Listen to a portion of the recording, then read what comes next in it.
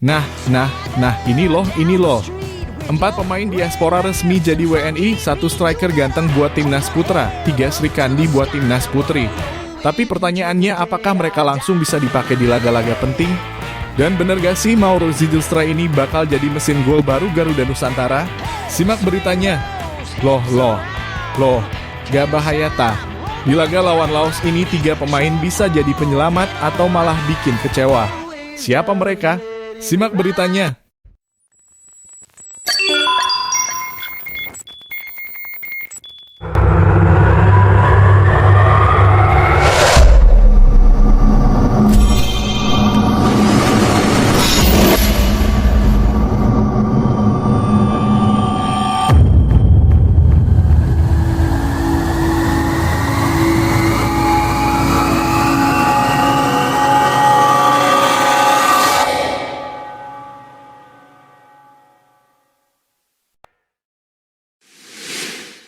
Sebelumnya mohon dukungannya, bantu pencet tombol like, subscribe, dan notifikasi agar tidak ketinggalan berita terbaru Timnas. Terima kasih. Oke gengs, kita mulai dari fakta paling hot dulu.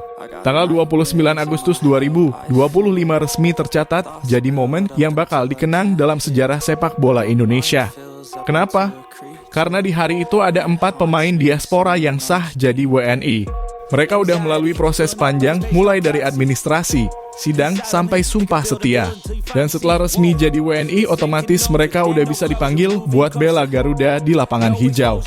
Nah, dari keempat nama itu, 1 pemain buat timnas putra, yaitu Mauro Zijlstra. Sisanya 3 pemain adalah amunisi baru buat timnas putri Indonesia, yaitu Isabel Notet, gelandang energik dengan visi permainan oke. Isabel Coriankop, pemain bertahan yang punya jiwa fighter. Pauline Janette Van de Pol, kiper potensial yang digadang-gadang bakal jadi tembok kokoh di bawah Mistar. Bayangin deh, cowok dapat striker baru, cewek dapat gelandang back plus kiper baru. Paket lengkap banget kan? Sekarang kita fokus dulu ke Mauro, gengs. Nama ini udah lama jadi buah bibir di kalangan supporter Garuda. Kenapa? Karena posisi striker memang jadi PR besar buat timnas Indonesia. Selama ini kita punya nama-nama kayak Ramadan Sananta dan lain-lain. Tapi jujur aja, konsistensi di lini depan kadang masih naik turun. Nah, Mauro ini dianggap sebagai jawaban atas masalah itu. Siapa sih Mauro ini? Umur masih muda, baru awal 20-an main di Belanda, tepatnya di klub FC Volendam. Walaupun masih di tahap awal karirnya, dia udah sempet nyicipin main bareng tim senior. Itu tandanya potensinya gede banget. Posisi naturalnya striker murni. Artinya dia benar-benar fokus jadi mesin gol. PSSI dan pelatih Patrick Kluivert pasti ngarep banyak sama Mauro. Karena dengan darah mudanya dia bisa bawa energi baru. Belum lagi posturnya yang lumayan oke, bikin dia bisa jadi target man yang ngacir di kotak penalti lawan. Oke, mungkin ada yang mikir, kenapa sih Indonesia doyan banget naturalisasi pemain? Jawabannya simple gengs, kebutuhan tim. Sepak bola modern nggak bisa lepas dari strategi memperkuat tim dengan pemain diaspora. Banyak negara lain juga ngelakuin hal sama. Contohnya Jepang, Maroko, bahkan Qatar. Mereka semua memanfaatkan pemain keturunan untuk ningkatin kualitas timnasnya. Indonesia sebenarnya punya talenta lokal yang oke, tapi ada area tertentu yang masih bolong. Nah, naturalisasi ini ibaratnya kayak ngepasin puzzle, biar lubang-lubang di formasi bisa ketutup dengan baik. Buat timnas putra, sektor depan butuh tambahan mesin gol, masuklah Mauro. Buat timnas putri, butuh pemain dengan jam terbang internasional di berbagai posisi, masuklah Isabel, dan Pauline. Dengan tambahan ini, kedua tim bisa punya kedalaman skuad yang lebih solid. Nah gengs, sekarang kita nyambung ke target utama, ronde 4 kualifikasi Piala Dunia 2026. Indonesia udah berhasil lolos ke ronde ini, yang artinya level lawan bakal makin berat. Kita bisa ketemu tim-tim besar Asia kayak Jepang, Korea Selatan, Australia, bahkan Arab Saudi. Gila kan? Makanya PSSI ngebut buat nyelesain naturalisasi Mauro. Harapannya dia bisa langsung nyetel sama tim sebelum laga-laga krusial itu dimulai di bulan Oktober nanti. Tapi sebelum masuk ronde 4, Indonesia punya agenda lain dulu di bulan September, yaitu FIFA Matchday. Lawannya Lebanon lawan yang punya fisik kuat. Taiwan kabarnya bakal jadi pengganti Kuwait yang batal ikut. Nah, di laga-laga uji coba ini Mauro bisa dapat kesempatan debut. Tujuannya biar dia langsung dapat feel main bareng rekan-rekannya. Jadi waktu ronde 4 mulai, dia udah nggak canggung lagi. Sekarang giliran bahas timnas putri. Jangan salah gengs, mereka juga punya agenda padat di level internasional. Isabel, dan Pauline bakal jadi tambahan penting buat mereka. Misalnya, Isabel bisa ngatur tempo permainan di lini tengah. Isabel bisa bikin lini pertahanan makin susah ditembus. Pauline bisa jadi solusi buat masalah klasik timnas putri, kiper yang sering kewalahan. Dengan tambahan 3 pemain ini, timnas putri bisa lebih percaya diri bersaing di level Asia, Tenggara maupun Asia. Respon supporter jelas rame banget, gengs. Sosmed langsung banjir komentar pas kabar naturalisasi ini keluar. Banyak yang optimis Mauro bisa jadi striker idaman. Ada juga yang seneng karena timnas putri mulai serius nambahin pemain diaspora.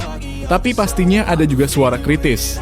Ada yang bilang jangan sampai pemain naturalisasi malah matiin talenta lokal.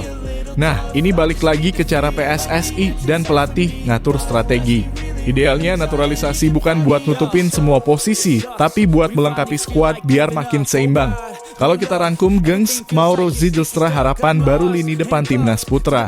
Isabel, Pauline suntikan tenaga buat timnas putri. Semua ini bagian dari strategi PSSI buat bikin timnas makin siap tempur di ajang besar. Kita tunggu debut Mauro di FIFA Matchday September nanti. Dan jangan lupa Oktober udah ada ronde 4 kualifikasi Piala Dunia 2026. Itu bakal jadi ujian sebenarnya buat timnas kita. Jadi, siap-siap deh, karena perjalanan Garuda baru aja dimulai. Gengs, itu tadi pembahasan soal Mauro Zijlstra dan 3 Sri Kandi timnas putri yang udah resmi jadi WNI.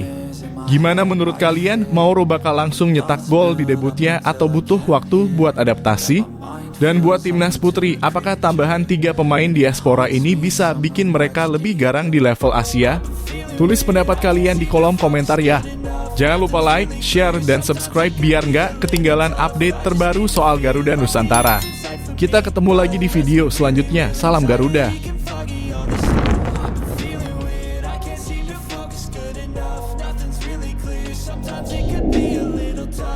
Nah guys, sebelum kita ngomongin siapa-siapa aja pemain kunci Garuda Muda, kita harus ngerti dulu peta pertarungannya. Jadi gini, timnas Indonesia U-Strip 23 tergabung di grup J kualifikasi Piala Asia U-Strip 23 2026 bareng Laos, Makau, dan raksasa Asia, Korea Selatan. Pertandingan ini dilangsungkan di Stadion Gelora Delta, Sidoarjo, tanggal 3 September 2025. Laga pertama lawan Laos ini penting banget, karena bisa dibilang sebagai penentu mood dan arah perjalanan tim. Kalau menang, mental naik, langkah ke depan lebih ringan. Tapi kalau sampai terpeleset, wah, bisa ribet banget. Soalnya cuma 11 juara grup plus 4 runner-up terbaik yang bisa lolos ke putaran final di Arab Saudi tahun depan. Jadi margin buat salah tuh tipis banget, guys. Mungkin ada yang mikir, Laos mah gampang lah, kualitasnya di bawah Indonesia. Eits, jangan salah. Laos bener-bener serius di turnamen ini. Mereka bahkan bawa 11 pemain tim senior ke skuad U-Strip 23 mereka. Artinya pengalaman dan mentalitas main di level tinggi udah ada. Beberapa nama kayak Anantasa Siphongpan yang udah punya 24 caps di timnas senior Laos. Lalu Damot Tong Hamsafat, sampai Peter Phanthavong. Itu semua udah pernah main di turnamen gede kayak kualifikasi Piala Asia 2027 dan Piala AFF 2024. Jadi ini tim bukan anak-anak baru yang gampang dibantai. Mereka datang ke Sidoarjo dengan satu misi, bikin kejutan. Pelatih Gerald van den Burg, ex pemain Belanda yang sekarang jadi arsitek tim U-Strip 23, udah nyiapin tim maksimal.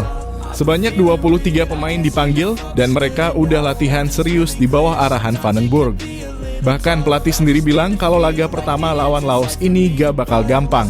Dia bilang timnas Indonesia harus tetap waspada penuh karena Laos bisa aja kasih kejutan. Tapi di sisi lain, Van den Burg juga percaya diri karena dia punya beberapa pemain kunci yang bisa jadi pembeda.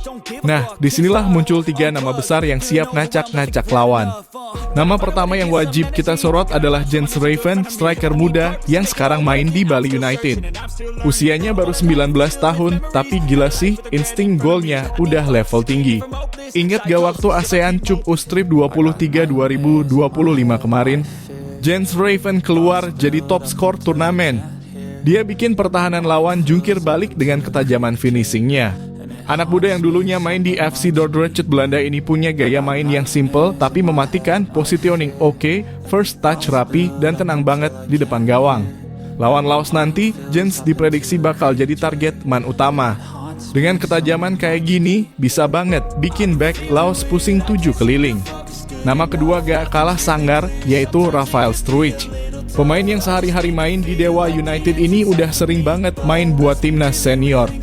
Jadi pengalaman dia jelas lebih tinggi dibanding banyak pemain lain di skuad U-Strip 23. Rafael dikenal sebagai striker atau winger yang rajin banget ganggu pertahanan lawan. Mobilitasnya tinggi, gak capek-capek lari, plus berani duel fisik.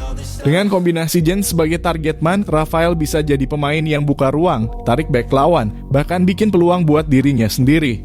Oh iya, catatan Rafael juga gak main-main. Di level senior dia udah punya 23 caps plus 1 gol, sedangkan di level U-Strip 23 dia punya 8 caps plus 3 gol. Artinya dia bukan cuma pelengkap, tapi benar-benar pembeda. Buat laga lawan Laos yang kemungkinan bakal parkir bus, pergerakan tanpa bolanya bisa jadi kunci. Nah, kalau dua pemain tadi ngurusin urusan nyetak gol, ada satu nama penting yang bakal jadi otak permainan Garuda Muda, Arkan Fikri. Pemain Arema FC ini usianya baru 20 tahun, tapi udah kelihatan banget punya jiwa playmaker sejati. Arkan punya kemampuan ngatur tempo, distribusi bola akurat, plus berani duel di lini tengah. Dia tipe pemain yang bisa jadi penghubung antara lini belakang sama lini depan. Intinya, kalau Arkan main oke, aliran bola ke depan lancar, dan Jens Rafael bisa dapat supply terus. Kita juga inget banget pas ASEAN Cup U-Strip 23 2025 kemarin, ketika Arkan cedera, permainan timnas U-Strip 23 jadi pincang banget. Itu bukti kalau dia emang vital banget buat tim. Arkan juga udah punya pengalaman lumayan, 19 caps di timnas U-Strip 19, 6 caps di timnas U-Strip 23, dan 4 caps di senior. Jadi jangan kaget kalau nanti dia jadi motor utama di laga lawan Laos ini. Kalau dipikir-pikir, tiga pemain ini bisa bikin kombinasi mematikan banget. Arkan yang ngatur serangan dari tengah, lalu kasih bola ke Rafael yang mobilitasnya tinggi, dan ujung tombaknya ada Jens Raven yang siap eksekusi. Formasi ini bisa banget bikin Laos kesulitan bertahan. Apalagi Sidoarjo bakal penuh dukungan supporter, atmosfer kayak gini bisa bikin Garuda Muda makin pede. Meski punya pemain kunci yang oke, tetap aja ada tantangan besar. Laos punya pemain senior yang pengalaman di turnamen internasional. Selain itu, jangan lupa Indonesia juga masih harus hadapi Makau dan raksasa Asia, Korea Selatan. Jadi start bagus di laga pertama ini benar-benar wajib hukumnya. Kalau bisa menang, telak lawan Laos. Bukan cuma nambah poin, tapi juga bisa ningkatin selisih gol yang nanti mungkin jadi faktor penting buat nentuin lolos atau enggaknya kita ke putaran final. Jadi guys, intinya laga lawan Laos ini bukan laga gampang. Tapi dengan persiapan matang, dukungan penuh supporter, dan keberadaan tiga pemain kunci kayak Jens Raven, Rafael Struijk, dan Arkan Fikri, peluang Garuda Muda buat menang tetap terbuka lebar. Jadi menurut kalian nih guys, siapa pemain yang bakal paling bersinar lawan Laos nanti? Apakah Jens Raven bakal cetak gol lagi? Atau Rafael Struijk yang bakal bikin back Laos kalang kabut? Atau justru Arkan Fikri yang bakal jadi otak permainan? Tulis pendapat kalian di kolom komentar ya. Jangan lupa like, share, dan subscribe biar gak ketinggalan update terbaru seputar timnas Indonesia. FIFA Garuda Muda. Dear Indonesia, mari kita saling jaga. Let's take care of each other. Mari kita saling jaga. Let's take care of each other. Let's take care of each other. Mari kita saling jaga. Mari kita saling jaga. Let's take care of each other. Let's take care Indonesia. Let's take care Indonesia. Let's take care Indonesia. Mari kita jaga Indonesia. Mari kita jaga Indonesia. Let's take care Indonesia. Mari kita jaga Indonesia. Let's take care Indonesia. Mari kita jaga Indonesia.